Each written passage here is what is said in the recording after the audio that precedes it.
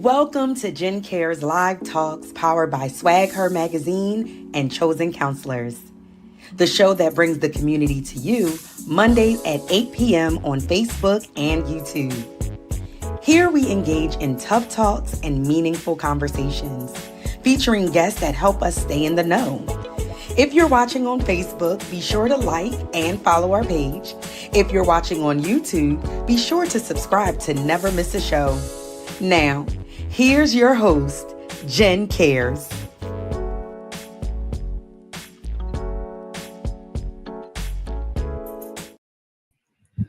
Well, good evening and welcome back to Jen Cares, powered by Swag Her Magazine and Chozen Counselors. We are so excited to be back here again. I am Jennifer Harris, the founder of Chozen Counselors, a nonprofit organization that seeks to inspire, motivate, encourage, and strengthen individuals and families. And I do thank each and every one of you for tuning in as we enjoy bringing the community to you. We love tough talks and meaningful conversations. So we thank you for tuning in. Be sure to like, comment, and share because we're going to have some good things going on. I first do want to share one of our promotions from one of our sponsors. Let me get together. Okay, hold on. All right, here we go. Swag Her is telling you to step into the spotlight where visibility meets intention. So they have a Swag Her Society that they are encouraging you to join. I'm encouraging you to enjoy, okay? Swag Her is a visibility society membership for intentional Black women ready to be seen, supported, and celebrated. So I encourage you to join the movement. Whether you join as a as a member of the Grow Package, you can enjoy access to exclusive resources and conversations that celebrate Black womanhood, visibility, and wholeness. As a Rise member, you'll get everything included in that Grow Package. You also get access to community access, all digital issues of Swag Her Magazine, the Swag Her Playbook, inspiring podcasts, and lifestyle newsletters. They also have a Thrive package where you'll receive everything in the Grow and Rise packages, along with community access that all digital issues of Swag Her Playbook, podcast, lifestyles newsletter, but also exclusive spotlight opportunities, plus elevated experiences designed to expand your reach, refine your voice, and connect you with powerful circles. These packages range from $10 to $60 a month. Baby, come and step into visibility with features, spotlights, and opportunities that elevate your voice and showcase your brilliance today. All right, so y'all go ahead and check us out at swaghersociety.com. They're doing some amazing things. Your visibility isn't just a goal, it's your power. So build your brand with intention and get seen, get featured with Swag Her Magazine.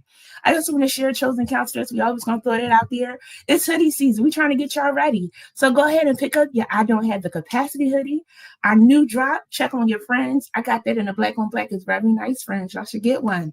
Okay? And we also have our limited tee. Let me ask God first.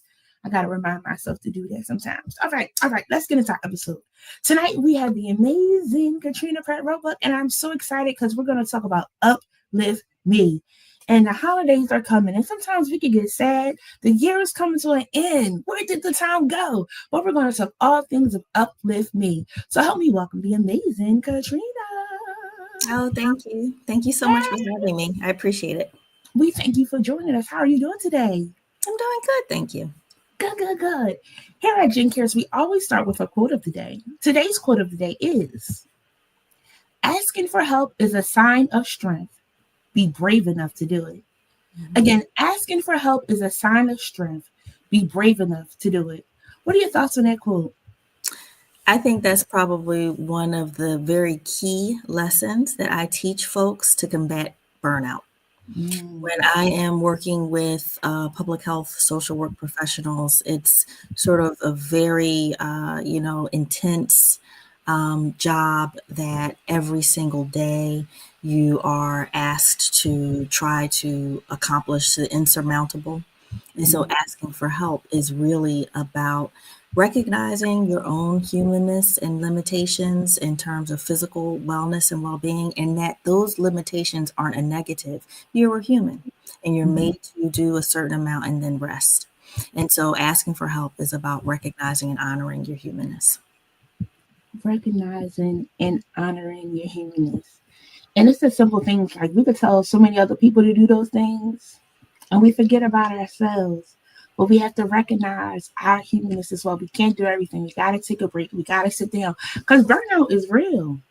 Burnout absolutely is real, and I've experienced it a number of times. Mm-hmm. And the good thing about having experienced it is that when I talk to other public health, social work professionals from an experiential standpoint, I can Mm-hmm. relate to it and talk about how it feels and how have traveled from being constantly burned out to feeling in a place in which I'm able to have agency over my. I like it. Can we sit here for a second? Because the holidays are upon us, right? And people about to have friends, enemies, and loved ones, and family, and loved ones, and all that over. How would we be able to prepare ourselves to not be burned out when our Sue was asking, "You ain't had no kid yet, you ain't got no man yet," or grandma is saying whatever's coming out, and things of that sort. How can someone prep? Would you say for the holidays that are upon us? Yeah, so that's a good question. I think that a couple of things come up for me. One is just like when I think about my day job Mm-hmm. and what I have to manage, delegate, get support with, I kind of think the same way about the holidays. And so my family hosts Christmas, and I don't try to cook every dish. I mean, it's just not possible or not necessary to do Mm, everything. I yes. think sometimes we feel like that. Sometimes you just might want your own cooking, but the larger picture is having help is going to make the whole experience better for you, right? Mhm, So it doesn't matter even if you think I can do this thing better, that's at mhm. work or at home. Sometimes it's better because somebody else is helping, and that's good Yeah. enough. That's what I would say to that. I'll never forget. There was a time we were doing an activity and we were budgeting and trying to work out the budget. And it was a group of us trying to come together. And at the end, it was like, "How did I feel?" I said, "I liked it. It wasn't just me. There's Mhm. something about having help and knowing that you don't have to do it all by yourself." But it goes to the quote. Sometimes we don't want to ask for help because of pride, or we ask for help and they didn't come through for us, or we ask for help and they just didn't do it right. And like you said, there's sometimes you want your own cooking because there's some things that you make that other people can't quite make. It's something Right, that you do there in egg and cheese that they right, don't quite do because they still use the box. And no hate on the box if that's what you do, right? right. But there are just some things that just resonate so different with you. But making those dishes, but not overwhelming yourself and knowing you got somebody else. Yeah, I think that's so important. And I think that we in this culture Mhm. are told that, we should be able to do everything, or that's the goal, we should have Mhm. it all Mhm. together and we should be able to do everything. And I'm going to call, that's gaslighting. I think that's not true. Mm. It's not true. A lot of people that have a lot of things on the ball are also getting a lot of help. You just don't see the help, Mhm. right? You just don't Mhm. see the help. So Mhm. when we compare ourselves and don't know what the full picture is, that further harms us because we Yeah. think then we're inadequate. Right. Ah. So I think that's important. You brought up something else right before I answered the question about how do you deal with other people saying, oh, this or that's not going on in your life yet. Mhm. What I have found is home or on the job is confronting it in the beginning. Mhm. Hi, Mhm. Grandma. No, I don't have no kids or no husband yet, but I'm good. Nice Yeah. to see you. Yes. I love it. I love it. Just I was confront just that. reading the something the Confront. other day. I love it. Go ahead. Go ahead. No, I was going to say, take control of the thing. Don't Mm-hmm. be at the will of others mentally, Mm-hmm. psychologically with what they might do. And you got to brace yourself. And oh my God, take control of the narrative. Mm-hmm. Mm-hmm. I like that. I was watching this post on Instagram. It was talking about emotional intimacy and Mhm. how sometimes we let things slide and we let things go and we don't address things early. And then sometimes then we like, what in the world is going on? If we would have addressed it early, either they would have stopped it, they would have addressed it, they would have changed it, or we would have found out this is not for me. And Mhm. that's all types of relationships, friendships, jobs, Absolutely. Absolutely. whatever kind of agreements we get in. If we don't speak up for what it is that we need or Mhm. what's going to, keep our mood where we need to be, if we know grandma going to say it, so we already ready. Nah, not yet, grandma, just waiting on the Lord. Actually put me in your prayers, grandma, because obviously, Jesus didn't hear my prayers. I need you also on the battlefield with me, So, making a humor of it to not stress yourself because at the end of the day, they do want what's best for us. in my heart, I want to say, but sometimes you just don't want to hear it. So yes, addressing it, knocking it out real early is really important. Yeah. And giving yourself grace, because if I am not a person that like says what I want to say in the moment, I always have to think about it, like, darn, I should have said this, right? Mm-hmm. But having grace, because it will come up again. Mm-hmm. So you're prepared the next time, right? Give yourself grace. I like it. I like it. So Katrina, tell us about yourself. Who is Katrina? So who am I? I am a person, human, trying to live and express my talents and goals and dreams. And at the end of the day, regardless of whatever the societal titles are, I just want to be light, I want to be love, and I want to be joy. So that's who I am. I work towards that. And I think that if I can be light, love, and joy, and I can give light, love, and joy, then that will be the fullest expression of myself. So that's pretty heavy. Light, love, and joy. Mm-hmm. Mm-hmm. Because in the world we live in, our light sometimes are mushed out, right? Or they're trying to mush it out.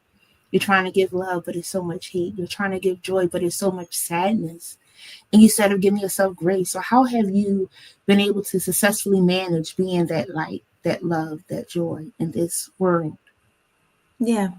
So I don't want to characterize myself as a success per se. I think success is a journey, and I think it's something we're always working on. And light has come out of darkness. I've been in spaces where I thought to myself, what do I need to do, or what do I need to be here? And it came to me, light came to me. It was not my own sort of direction about that in my mind. It came to me. I'm a spiritual person, so I feel as though God put it in my spirit that at some of the times I've been in places that were dark, and dark with other people, not just like a personal thing, but dark with other people. What can I do? And God said to me, be light. And so that's the first one. Love comes from anything that we do, in my opinion, that lights us up and that gives to others. And so love for me, Uplifme is expression of love, meaning that it is out of generosity, it's out of abundance, and it's out of helping people. So that's the love piece. And joy, I think that I heard somewhere it said your highest purpose is joy. And what I like about joy is I think that this is a culture that does not value that. We value productivity. We value accumulation. We value striving. And I also think that, in addition to love being something you can express through things that you do, I think it's fine to have for yourself joy. I don't think we're supposed to live joyless lives. I think we miss the point when we don't have joy. So those things have come to me over years. This is not like I woke up and was like, I want to be like love and joy. It has come through hardship. It has come through lessons. It has come through lots of spiritual revelations. That's sort of where I have ended today. And a few months prior to my 50th birthday, that's where I am at the moment. Happy early birthday. Happy early. I like this. I appreciate the part of, again, highlighting that success is a journey and it's different for everybody. It looks different for everybody. But also that part of having that moment to really just sit with yourself to kind of figure out what's going on. What do I need? And things of that sort to identify, I need to be light. I want to be light. I want to share love. I want to give joy. Because oftentimes we're giving out those things that sometimes we didn't always get. Right? Or we did get it, and we want the whole world to also feel love, to also have light, to also have joy, because it's such a great feeling. Yes, life be life in, but there are also some amazing parts. And it reminds me of the song of I Won't Complain, right? I've had some good days, I've had some weary hills to climb. But when I look around and think things over, all of my bad days, all my good days outweigh my bad days. I won't complain. Yeah? And what's happening is sometimes that one bad thing happens and we feel like, oh, it's the end of the world. and forgot about that great thing that just happened. I'm alive. I'm available to move. We take the little things for granted. It's like, I can try again to share some more light, to share some more joy. And in that, you have Uplifme, and that's totally cool. So let's get to that. How did that come about? How did you bring the name together? It's so cool how you did that. Let's talk about Uplifme. What is Uplifme? Sure. So Uplifme is a resource platform that provides information to people on resources that address basic needs. So things like housing and food. It might also be a basic need to have legal assistance if you are a re-entering citizen, as example, from justice involvement. And so Uplifme is a resource platform. I started Uplift. I feel like I've been a resource connector my entire life. And that I literally mean my entire life. I remember being in pre-K and waking up early from nap so that I could get up and go to the back of the classroom and set up all the dials and set up all the things so that I was organizing everything for my friends that would wake up. So I have always been organizing and connecting for my entire life, and Uplifme represents all of the work that I've done in the 27 years that I've been in social services. I started off as a mental health case manager, and I saw that people just don't have access to resources. One of the things that people, I think about when they think about folks who are experiencing homelessness, as an example, is that it's just about a financial condition. And a lot of times and I find this to be more so true, it's about your safety net. So me and my husband, if we were to lose our house, we wouldn't go directly to the shelter. We have my family, we have his family. And so a lot of the things that people are judgmental about other people and what they have or don't have, are not taking into account at times those safety nets that they enjoy that would allow them not to fall into safety net systems. And so the resource coordination and platform really came from my work with vulnerable populations over the 27 years and seeing people that don't have those safety net systems, might not have the education level, might be fleeing domestic violence. There's a number of reasons that people find themselves in the situations that they're in. And so I noticed that, there's lots of resources, especially in Philadelphia, but my platform covers the entire country. Lots of resources, and people don't know about it. And so one of the things that I try to connect the dots with is being a person in social services. I would get lots of information, and that information doesn't go out to the general public. So I decided to create a central repository of that information that comes to me and lots of my colleagues that may not even do direct services anymore. I don't do direct services anymore. I manage programs. So that job flyer, that food giveaway, that resource or health fair, that coming to me before the platform was great. But it wasn't until I recognized that's what people need, is access to those resources. That's when I realized creating a central repository would make sense. The other thing I'll say about it is, because I've been in this field so long and managed lots of different programs, I know that lots of times it's hard to find out who is doing what. And when you find out what organization might be able to help you, you have to call, you might have a waiting list, the resource might be gone by that point. So the point of having resource events on Uplifme is that it's real-time information. So it's not stale information, it's something that is current on available resources. So if you go to a baby shower, you're going to walk away with diapers and formula. And it's in a consumable format. So if you're on the Uplifme website and you're scrolling, it scrolls just like social media does. And that's intentional because people consume social media easily, right? So if you scroll, it looks just like Instagram or Facebook when you're scrolling the resource flyers.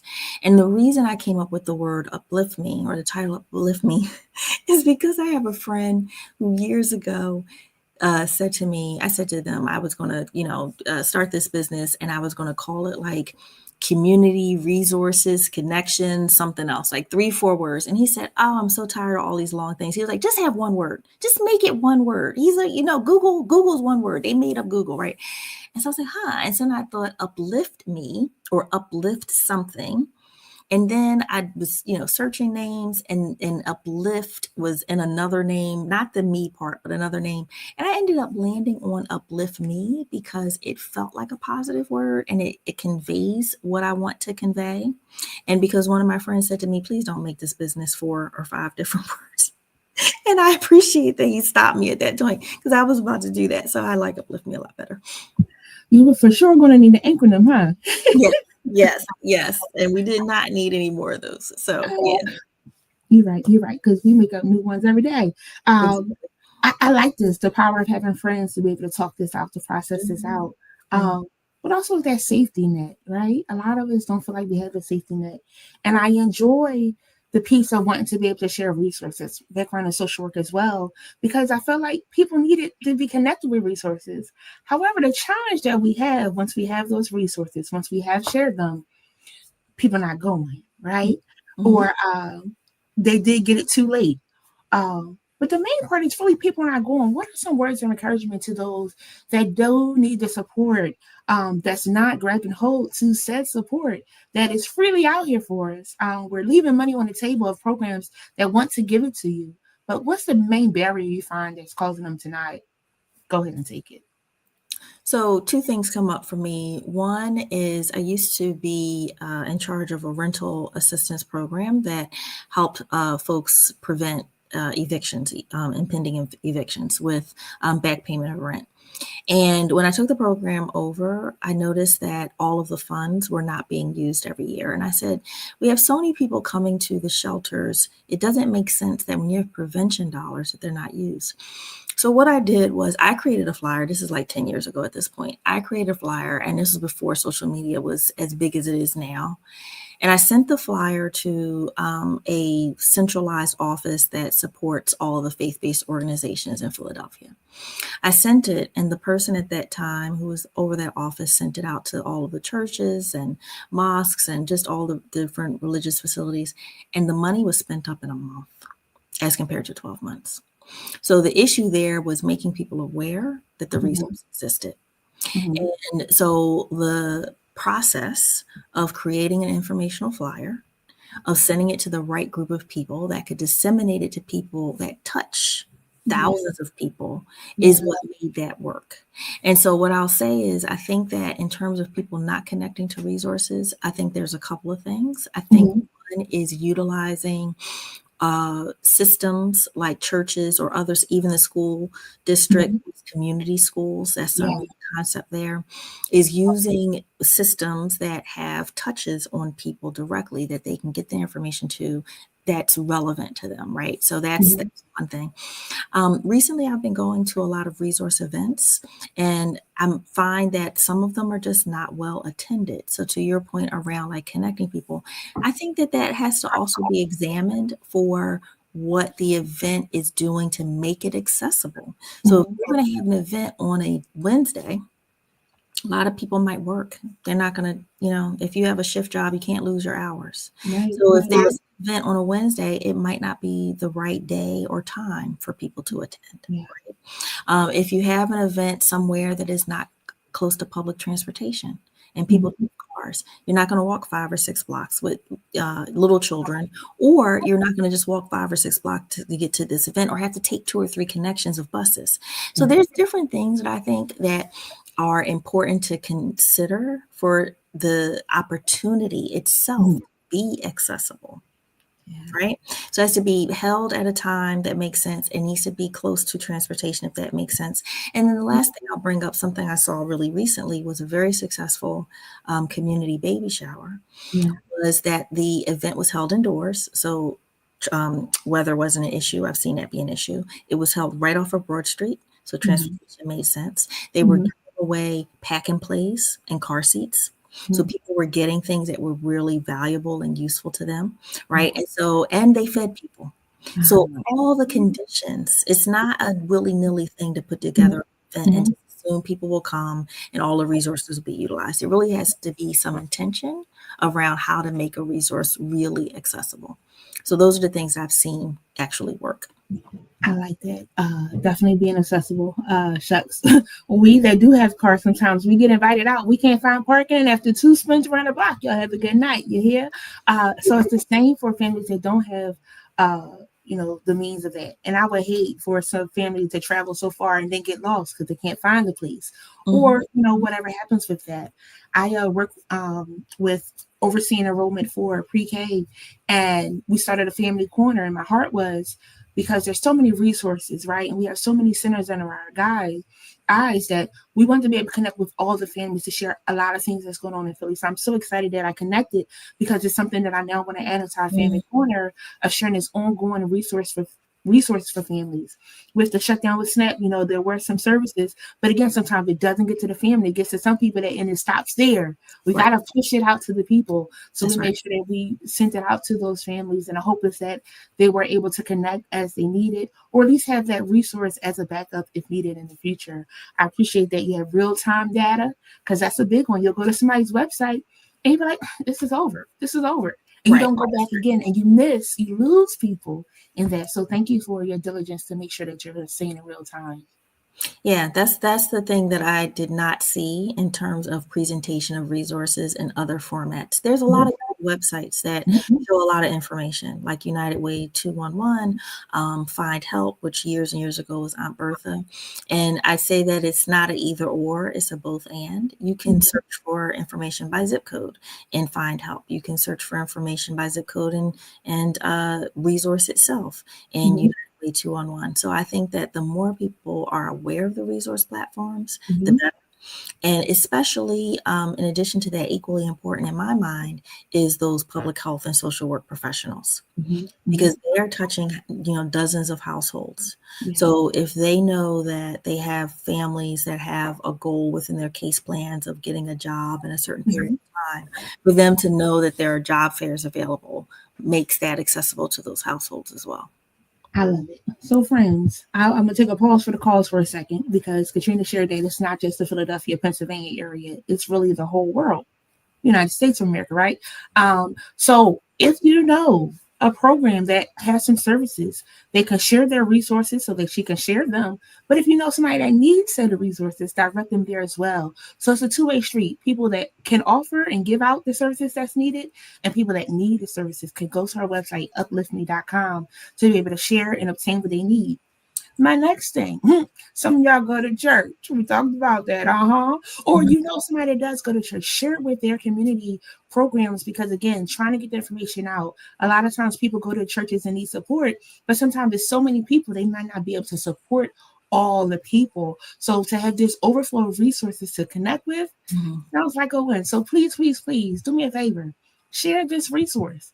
And you can't say that we don't have it. You didn't know. We're telling you about it today. And if you can, 6 degrees of separation. You tell one person to tell somebody else to tell somebody else. You're like, I can't help you, but I was listening to Jen Cares on Monday, November 17th at around 8:28. She told me to make sure I share this resources. So please, please, please, share. Cool. And I'm sorry. Was someone going to ask a question? Can I just share one more thing about it? What I didn't say earlier is an important feature is that all of the resources are free to people. And then as well, equally to that, any resource that is posted is free to post. Folks can go on the website. There's no login or password. You can search freely. The only resources that may cost money are the ones that are for social service professionals themselves. And that has to do with like continuing education credits as an example. And that would be through whatever organization is supplying that training. But I didn't want to put anything on the website that may even have costed $1, because that could be a barrier for someone. So really wanted to just highlight that everything on the website is free and accessible to everybody. Let's talk about the barriers to people. $1. You're like, $1? Yes, $1, because my funds are budgeted for what they're budgeted for, right? And we get one thing covered and then something else happens. We've all experienced that. Just you paid off one thing, it's like, whew, I could breathe. And then something else is like ding, ding, ding. The car is like ding, ding, ding. Or something in the house is like, like, what in the world is going on? these resources are available to us, right? So you want to connect with them, and that's the blessing of them being free. A lot of programs apply for grants, a lot of programs get funded specifically for these services. And again, you gotta spend those dollars. And if you just go and ask, you never know. You never know. That's right. Keisha, hey Keisha. She said, shout out to the United Way. Yes. Absolutely. That's everywhere as well. There are some services everywhere. But the thing is really just being able to ask. I can have a random conversation with someone and they say how they need something. It's sugar in my head. How can I find some resources for it? Let me go ahead and Google. Because just so you're savvy with Google doesn't mean they're savvy with Google. So it's okay for you to connect them with their service or direct them to Uplifme. That already has the resources laid out for you. You see what I did there? Come on, friend. So another thing you shared about was insecure housing, and that is a biggie. And as we're coming up again on these winter months, it's coming, and fall. I feel like it's fall. Winter is trying to say who's out there as well. What are some supports, or how can people direct others to get support for insecure housing? Sure. So I work with the Tenant Union Representative Network in Philadelphia. They are the ones that manage the eviction prevention hotline. They see about 6,000 or 7,000 households annually. They also provide rental assistance through various programs that are funded by offices like the Office of Homeless Services. And so one of the things that I have done with them is to help some of the folks that are housing insecure access resources that they needed once they found housing. So the Tenant Union Representative Network will help people find a apartment or a house, deal with the landlord move-in aspects of it. But then people move in and they need things like furniture. And sometimes they need to be connected to more stable employment. Maybe they have some employment, but it's not enough. People want to go back to school. People want to connect to family and friends. People, if they have behavioral health challenges, whether it be substance use or mental health challenges, they want to stay engaged in resources so that they continue an upward trajectory. And so that's where I come in and I help people. So I've helped people once they've moved into their units, get furniture, even laptops.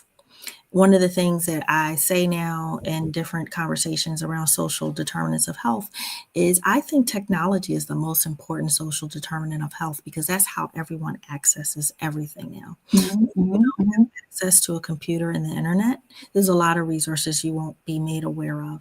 We know from the pandemic that people who had hybrid opportunities were able to be safer, right? Because they were able to work from the safety and the isolation, if you will, away from the public.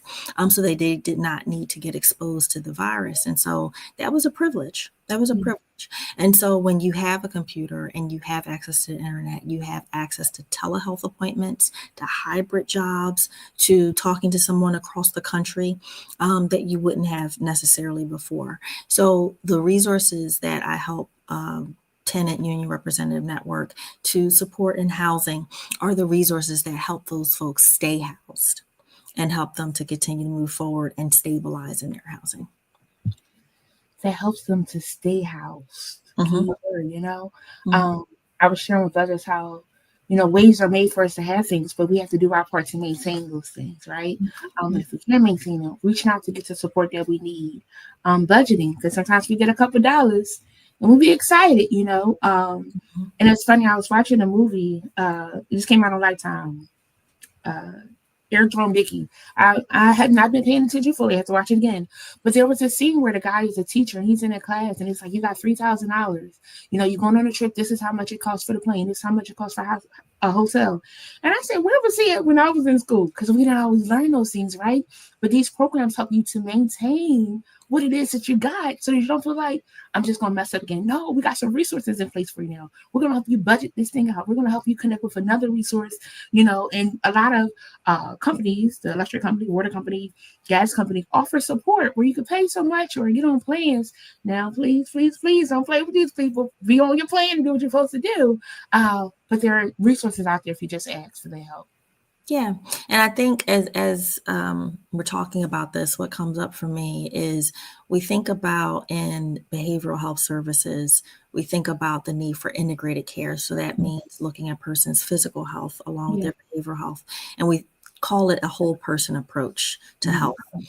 And what comes up for me is thinking about addressing the person's housing insecurity from a whole person health perspective. It Mhm. means all those other things. So we're Mhm. acknowledging that people are multifaceted and Yeah. might have a variety of needs, and addressing all of those things is really what the stabilizer is. It's not just Mhm. one thing that a person can get and then everything else works out. So I think if we think about addressing social determinants of health or basic needs, however you'd like to describe it, we have to think of it from a whole person approach, right? Yeah. So you probably, if you're housing insecure, you probably are economically insecure. And if you're Mhm. economically insecure, you're probably food insecure. Mhm. And if you don't have any of those things, you probably, if you were moved into an apartment, would be sleeping on the floor because you don't Mhm. have money for furniture. Right? So Mhm. when we think about a service to folks, we need to think about it in the context of their whole Yeah. selves Mhm. in order to help them to be successful. Oh, that's so good. That's so good. Because, even children, when they come into school, it's one thing you'll see is like, oh, they just need to get supported with some food. But then you find out, oh, mom was stable employment. So it's always a domino effect. Something else that's causing this to happen, that caused that to happen, that caused that to happen. And when you have that conversation, you get all those avenues fixed by sitting at the table and open up.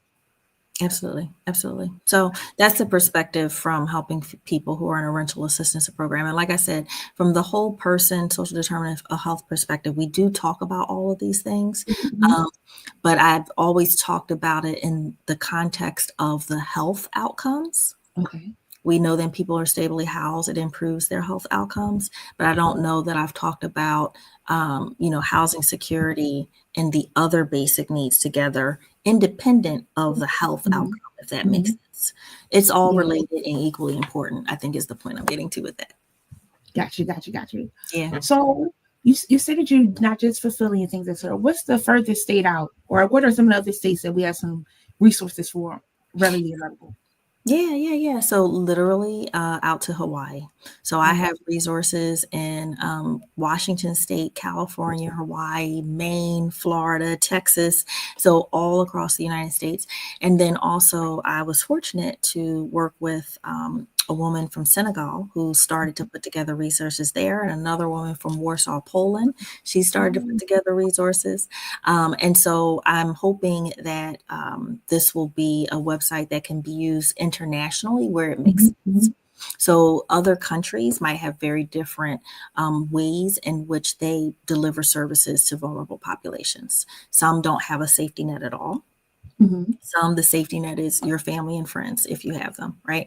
And some other countries, they take care of a lot of things for mhm, their folks, right? So they have universal health care. mhm. They have resources that support people who are housing insecure. So the context can be very different. It's interesting to see internationally how that is different as compared to the United States. But what I will say is that the cities that seem to have the most resources are the ones that are large cities have the highest poverty rates. Mhm. So you find lots of resources in places like Philadelphia, Baltimore, Chicago. Um, Mhm. and what I think I'd like to sort of point out, and I haven't done this overtly on the website, is there are things that work in certain parts of the country that I think people can borrow and use in Mhm. other parts of the country. There's a lot Mhm. of innovative things happening. There's a lot of people that just give out of the goodness of their hearts. I'm not talking about just organizations that are large. I'm talking about small organizations, Mhm. people that have started something with a dream to help people, Yeah. and they have their 501c3. And so there's sort of all ranges and sizes of organizations that help people across the country on the website. I love it. I love it. Friends, you got somebody in Chicago, Ohio, Mm-hmm. California, Mm-hmm. Washington. Where y'all want to go? She got you covered. She got you covered. And that's so dope to have that one-stop shop for people to be able to come to get those resources or what it is that you need. So again, whatever city it is you're in, and if you did not hear your city, hint, hint, come on and send some resources or connect it so that people can get those resources. That's the amazing part is there's always a search feature, right? So when you go to the website, you can search to find what it is that you're looking for. If you're talking to somebody and you don't have the means to assist and help them because it's too much, that dollar is too much for you, there's a resource out there that can potentially help them. So you want to go to the website, upliftme.com, to be able to share. So friends, come on. This is nice. This is nice. Okay. So over at Gen Cares, we're also an advocate for addressing mental health. And I also acknowledge and respect coaching in that as you help others to reach their goals. And you're also a coach. Can we talk about that a little bit? How did you get into that? Oh, sure. Yeah, thank you for asking. So I am an ICF certified coach. So that's the International Coaching Federation, certified coach. And I coach social service professionals. And so that is around their career goals.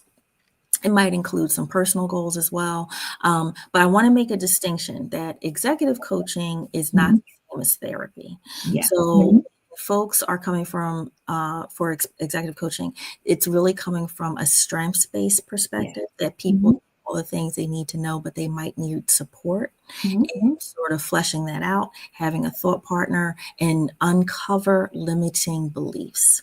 And I really love to help people uncover limiting beliefs. So the way that I got into it, it was really, it was not me. And what I mean by that is I had a meeting on my calendar one day at work, and I didn't know what it was. And I think it said executive coaching. I did not know what executive coaching was. I logged on that morning, 9:00, and I said, what is this? Why do y'all have me in this program? What is this? And is it a mistake? I got like 3 other meetings I need to do today. What's going on? And so they explained to me what it was. And I was like, who signed me up for this? And so the training person said, oh, we signed you up. We thought that you might be, you would be good at this. And I said, well, look at God. When I found out what this was about, I didn't sign myself up. I was hesitant to go. Yes. And it ended up being, I can tell you, this is one of the joys that I have is doing executive coaching. And it feels like a full circle moment for me. I started off as a mental health case manager. I thought I was going to be a clinician. I got really burned out, and I decided I did not want to do direct services. But the full circle moment for me is that I have this really rich and rewarding engagement with folks, helping them, not from a behavioral health perspective, just from a whole life perspective. And I really get a lot of joy out of that. So I understand. So I went to school for therapy as well, and I definitely got burned out because my special self was doing it 6 days a week. Oh, wow. That's a lot. That's Whether the session was held or not held, you have to get your mind ready for it. So I do more of the coaching as well, the life talks. I get in people's business, and then I mind my business, and then send them to somebody else to get in their business, But the same, just being able to support somebody. So I think it's so totally cool. Yeah. And the other reason why I really enjoy it too is because now that I've been working for a long time, I've had the opportunity to support a lot of folks through their careers to get promoted. Some of them lead organizations. So I get to be a part of that. And I pride myself in helping people to develop. So it's like I said, it was a look at God moment because I had no idea what executive coaching was, and it just really was it was provided to me. So and it's so cool. It's like a mentor of helping you, like thinking of a coach, like really helping you. You have the skills, but you're not quite sure which steps to take. So you have that person to help guide you, help you talk through, help you process to get to the other side of your victory. So it's pretty cool. Yeah.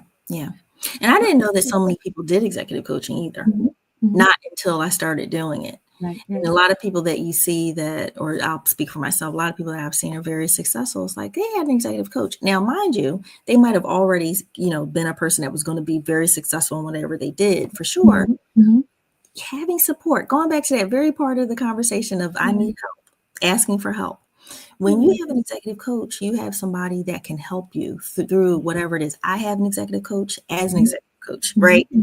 So it's just one of those things that I think pour into you and give you help. And you need it. And you need it. Good. Because we start out saying like that burnout piece, not necessarily that you do it all. You got to have somebody to pour back into you to tell you, Katrina, sit down. Stop. Okay, you can do this, but no, don't do this because we'll burn ourselves out trying to help everybody. And we learned that last week of the breathe part of taking a pause, knowing who should be around, who shouldn't be around. To keep ourselves together. That's a good one. Oh, Dr. Louisiana got us all together. Okay, so I like this comment here. Belinda said, this is so great. I'm so glad that you commented this, Sunshine. And then you followed up with what I was going to get to for you as well. I have a ministry at my church that assists people mostly as out of pocket. This info is good to know. Let's talk about this because there are a lot of people in ministries, and like you're doing the thing, God has blessed you to be able to be a blessing to the people. But there's some resources out here that can also support and assist you, where you ain't have to get a whole 100. You could have gave maybe 50 because somebody else helped out, and then you're making sure you're okay, right? So connecting with these resources or programs, connecting to partner with them, to have events. You never know by connecting with the resources that you got it. Go ahead, Katrina. You got this. This you. Oh, yeah, no, I think you're funny. So yes, I think that, and I was just thinking about this recently too. I typically work with organizations, but some folks have been coming to me independently for help, and so I've been thinking about how I can make it affordable to people. And to your point, like sliding scales is what came up from you when you said that. But yeah, I definitely want to make this resource available and affordable to folks. And then also, there's folks that just they might be newer in their careers and they might not have any money. And so myself and other people that I know that are executive coaches will also do this work pro bono for folks very early in their careers, because this is about helping to develop someone. And every time I do a coaching session, I am poured into every time without fail. Yeah. So it is my pleasure to do that if I can do that pro bono at times. But I just want to make a note that all the people that I know are executive coaches really try to figure out how to make it accessible to people. And I try to do the same thing. Gotcha. Now, I think this was twofold. One, yes, for the executive coach to get it. If you feel like you need a coach, go ahead and find out what your options are, how to pay that. But the other part is the resources that you were sharing. Sometimes people are doing stuff out of their pocket. What is the resource out here where they can get connected with? So if there are resources that cost money, so I'll just use an example that I think is relevant here, like sliding scale services as an example. So there are some resources that, let's just say you are not Medicaid eligible. Set aside the politics that's happening right now. Let's just say, aside from that, you might just be slightly over income for Medicaid, but you're still not able to make the ends meet at the end of the month, right? So you still need some help. There are lots of organizations that will do sliding scale fees. So I would ask that up front.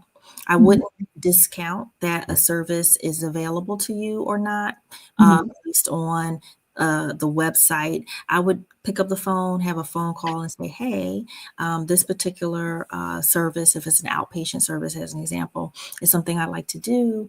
And I financially need some support. Do you guys provide a sliding scale? I can tell you also that there are some resources that I know folks who are BIPOC organizations, Black, Indigenous, people of color led organizations, might provide interventions that are not your traditional Medicaid billable services. And so therefore people are paying out of pocket for those services. But those services are so important because they meet those communities where there are for their experiences. And a lot of times when we're searching for resources and services, we need to have the safety to be our whole and authentic selves, right? And we need it to be something that resonates with our experience. And so if the services we're getting do not offer those two things, I've noticed a lot of times people won't even go and get service, and they need it. They might need someone to talk to, and they won't, because they don't feel, they may not feel comfortable if they don't feel as though they can be their whole selves and get resources in a way that they feel is dignified to receive them. So I say all of that to say that there are services that might not be covered by some sort of, Medicaid or other health insurance. And so I've seen these organizations also provide sliding scales to make resources available to people. So always ask. That was a very long-winded way to say always ask. And the most important part of what you said was what you said last. Always ask. Say it again. Always ask. Closed mouths really don't get fed, you know. That's I exactly always share that, you know, a baby is the only person that can get away with crying, fighting, all those things. They don't have the quite words yet. We have our words. We gotta use them, friends. That's the only way if you get some support. Like sometimes we can know from our friends if something's going on, but if that friend ain't paying attention, that friend ain't getting your signals. You gotta be able to verbally speak those things. that You is very gotta ask. You never know. So, in your years of experience, what has been most rewarding for you in all that you do?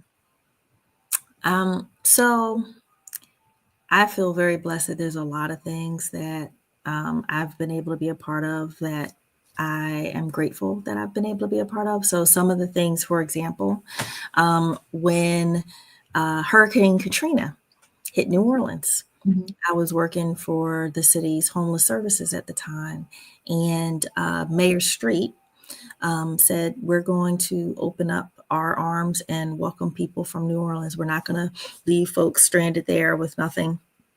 Excuse me. And so I was one of maybe 100 people in Mhm. various city agencies. We turned a school into really a shelter in 24 hours. Amen. And we were up all night. This is when we had walkie-talkies and people were still using Blackberries. So that's how long ago this was. And before iPhones, there was no iPhone yet. And I remember when people started coming in that were coming from New Orleans, they were literally being picked up by helicopter out of water and from the Mhm. rooftops. And the people, as they were coming into the school and we were bringing them into the cafeteria, because the first thing we were going to do is feed them, people were still wet. That's Mhm. how recent it was. People were getting on planes and not knowing where they were even going. They were Wow. just getting on a plane, and he ended up in Philadelphia. What was rewarding, it was very hard, but what was rewarding was being in that space and being a part of the opportunity to provide Mhm. real-time assistance to people when they need it. Another experience that I was really proud of is when President Obama, in his first term, in the first couple of months of his first term, the country was like in a free fall. Mhm. People don't give enough credit to that man of how he stopped all these things in the free fall and stopped the collapse of a lot Mhm. of systems. Mhm. But in any event, one of the things he did in the stimulus funding was he provided rental assistance, or provided, it was called the Homeless Prevention Rapid Rehousing Program. So one of the things I'm really proud of is that my unit, we served over 5,000 households, leading Mhm. that effort. And the providers that we contracted with are the ones that did direct services, but we were able to organize a program and manage that program for 3 years. And HUD cited several of the different practices we had as best practices. And Mhm. you could not tell me that I was not working in the White House every day on Right. that. You could not tell me that I was not there. I was one of Barack Obama's staff. Okay. I was so Mhm. proud to be working on something that was so important and helping so many people. So I have a lot of pride and grateful to have been a part of those experiences. And then the last thing I'll say is I am proud to have been a part of individuals' experiences. Mhm. People that have said to me, this one gentleman said to me, I was working at Section 8 at the time, and he had an issue, and I took him into a conference room so he could talk to me confidentially, and then, connected him to whatever the resource it was. And years later, I saw him and he said, "Hi." He said, "You don't know me, do you?" I said, "No, I'm sorry. I'm not quite sure where we know each other from." He said, "I came into Section 8 and it was a very crowded waiting room. I was very upset and concerned about what was going on at the time." He's like, "And you took the time to take me into a conference room and you spoke to me with such grace and you were so Yeah. kind to me that made a difference." I'm very proud that I was able to meet him in that way, in that moment, right? And that's something that he remembered. And so Yeah. I feel like I have the gift of having a job, or have had jobs all through my career that Mhm. have been meaningful in those ways. That I've had that gift through my work. I love it. Now, for our listeners who want to get involved, make a difference, how do they do that? Where do they start to get connected, to be able to share resources with you, and share to some people that go to church, and sometimes their events aren't always as attended as they would like. They have it free. Sometimes they come, sometimes they don't know still. How can they share that information with you? I appreciate that. So anyone can go on the website and look and search and find resources and download resources, right? And so you have the website up there. So thank you for that. But if folks want to get in contact with me, there is an email there, info@upliftme.com. So you'll see that on the About page. If the website is listed there, and you can just send me an email, info@upliftme.com. And so what happens is organizations will send me their resource events. All of the resources that we post on the website, we post. So meaning no resources go onto the website before being vetted by us. So folks can send their resource events or send me questions. I'm happy to respond to individuals around questions as well, and then help people connect to the right resources that they need. You just said some music to my ears. You vet the resources before sharing them, because you think that people wouldn't just randomly create stuff, but people do randomly create stuff, and some people want them, a goose trail. I appreciate that as well, and really making sure that the resources that you're giving is valid to the families that are trying to connect. That they're not wasting time, not wasting your time, not wasting space on your website and things of that sort. So pretty cool. Yeah. All the resources that we post are from legitimate organizations. And like I said, nothing gets posted. We have to manually post. It's not an automatic posting. So everything gets reviewed before it's posted. And one other thing I want to say about the resources too, when people are trying to find resources, when you go on the website, everything happening across the country is what will come up. You can filter, however, by your city and state. And if it's some, like in this area in Pennsylvania, I think we have it for each of the counties, Philadelphia, Bucks, Delaware, example. Some other places we might not have it for every county. We might have, for instance, just Seattle and Washington. But you can search by your city and or state. And then you can search by, so that's one click, and then you can search by the resource you want. So say you want to find food resources in Seattle, you'd click Washington and you'd go to the food resource. So in no more than 2 clicks, you can find everything you need. And that's intentional, because making information accessible is also about taking away navigation barriers. You shouldn't have to be able to, well, I got to say this one word for this particular thing come up, or I need to know what I need to know before I get it, right? Like sometimes you don't know what you need or how to ask for it, right? So that's why when you go on the website, everything comes up and you could distill it down to, okay, let's see everything happening in Philadelphia this weekend. And you're like, you know what? I needed a job. I do need a different job. Oh, you know what? They have food, or they're giving away coats now. Like you see things that you wasn't even thinking about. And that is, and I mean, when I say there is abundance in what folks can get and will get. I must have posted 500 flyers on Thanksgiving resources. The loose ingredients, prepared meals, come and have a meal. And so connecting people to all of that, if you just go on to your city, you can see everything going on. So with Philadelphia, there's no limit to the amount of things I see being offered in Philadelphia. Truly. So if there's no limit in Philly, I'm sure there's no limit in your city either. So it's really just important of sharing that resource. Like we said, depending on distance, sometimes they can't get there. So if it's 20 resources, at least 3 of them are in my neck of the woods. And I can get there, And then if you really like that, you're like, I'm going to go here and get a plate. Go here and get a plate. Now, friends, do what you do. Get your plate. All right? Yeah, you could. I got it. What is something that you want us to walk away with?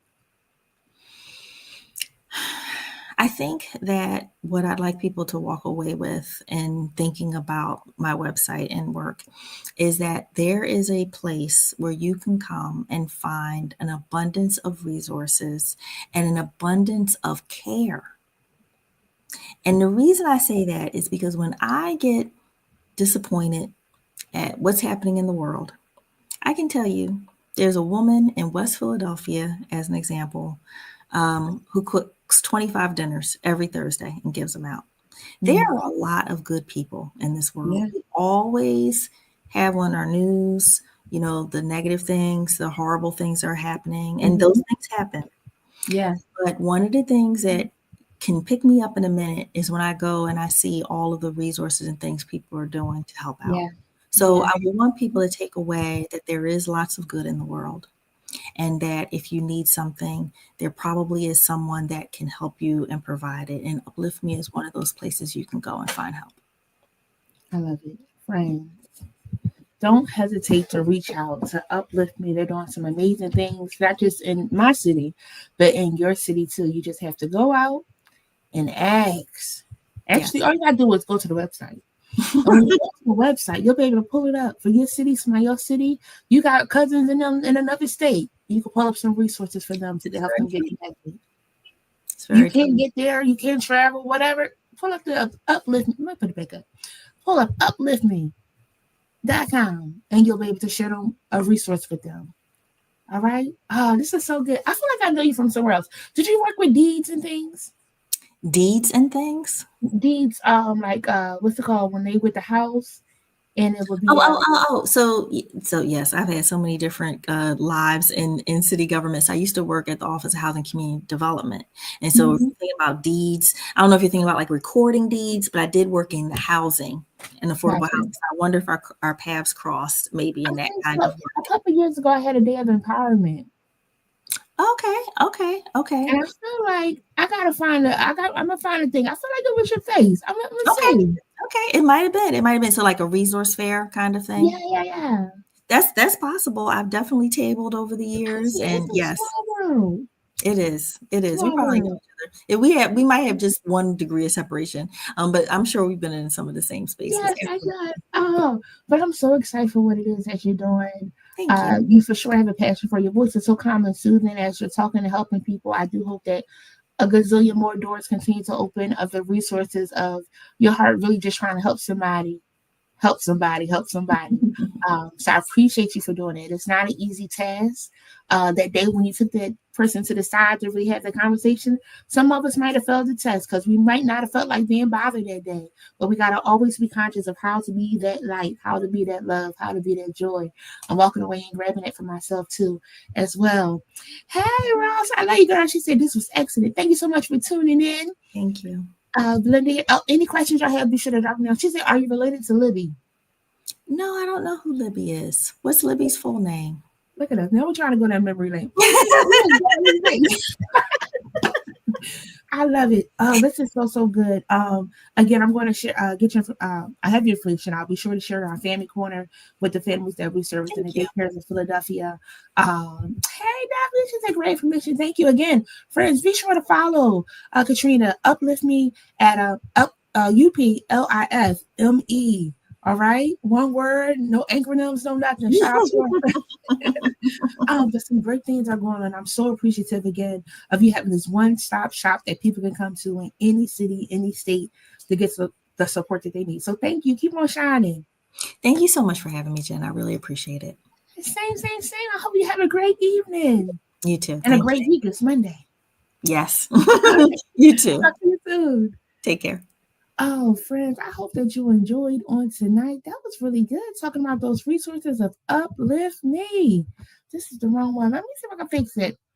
There we go. Yes, I hope that you enjoyed talking to Katrina. That was so good. I really enjoyed myself. I'm going to be sharing these notes myself with some other people. I do want to just continue to share. Let me see. Anybody had a comment? Yeah. Okay. So I do want to share again. We are sponsored by Swag Her Magazine, and Swag Her is introducing their spotlight. Well, actually, they're on spotlight because they have the Swag Her Society. Okay. So, with this Swag Her Society, hold on, my screen is trying to not be nice to me. Here we go.